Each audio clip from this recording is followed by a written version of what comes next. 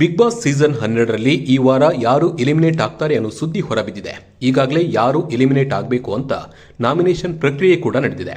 ಆದರೆ ನಾಮಿನೇಟ್ ಆದವರನ್ನ ಬಿಟ್ಟು ಇಬ್ಬರು ಸ್ಪರ್ಧಿಗಳು ಮನೆಯಿಂದ ಹೊರಹೋಗ್ತಾರೆ ಅನ್ನೋ ಸುದ್ದಿ ಹರಿದಾಡ್ತಾ ಇದೆ.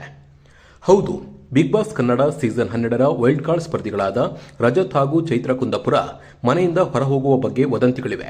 ಟಾಸ್ಕ್ ಒಂದರಲ್ಲಿ ಸೋತ ನಂತರ ರಕ್ಷಿತಾ ಮಾತಿಗೆ ರಜತ್ ಇದೇ ವಾರ ನಾವು ಹೋದ್ರೆ ಎಂದು ಪ್ರಶ್ನಿಸಿದ್ದು ಈ ಊಹಾಪೋಹಗಳಿಗೆ ಕಾರಣವಾಗಿದೆ.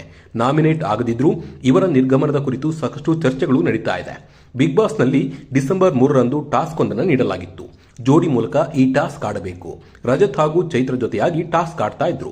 ಪ್ರತಿ ಟಾಸ್ಕ್ ಗೆದ್ದಾಗ ಒಂದು ಜೋಡಿಯನ್ನ ಗೆದ್ದವರು ಹೊರಕ್ಕೆ ಇಡಬೇಕು. ರಕ್ಷಿತಾ ಹಾಗೂ ಮಾಳು ತಂಡ ರಜತ್ ಮತ್ತು ಚೈತ್ರನ ಗೇಮ್ನಿಂದ ಹೊರಕ್ಕೆ ಇಟ್ಟಿದೆ. ಇದು ರಜತ್ಗೆ ಬೇಸರವನ್ನ ಮೂಡಿಸಿದೆ. ನೀವು ಈಗಷ್ಟೇ ಬಿಗ್ ಬಾಸ್ ಮನೆಗೆ ಬಂದಿದ್ದೀರಿ, ಈಗಲೇ ನಿಮಗೆ ಕ್ಯಾಪ್ಟನ್ಸಿ ಟಾಸ್ಕ್ ಬೇಡ, ಮುಂದಿನ ದಿನಗಳಲ್ಲಿ ನಿಮಗೆ ಮತ್ತಷ್ಟು ಅವಕಾಶ ಇರುತ್ತದೆ ಎಂದು ರಕ್ಷಿತಾ ಶೆಟ್ಟಿ ಹೇಳಿದ್ರು. ಈ ಮಾತು ರಜತ್ ಕೋಪಕ್ಕೆ ಕಾರಣ ಆಗಿದೆ. ಮುಂದಿನ ವಾರಗಳಲ್ಲಿ ನಾವು ಇರ್ತೇವೆ ಎಂದು ಹೇಗೆ ಹೇಳ್ತೀರಾ? ನಾವು ಇದೇ ವಾರ ಹೋಗ್ಬಿಟ್ರೆ ಎಂದು ರಜತ್ ಪ್ರಶ್ನೆ ಮಾಡಿದ್ದಾರೆ.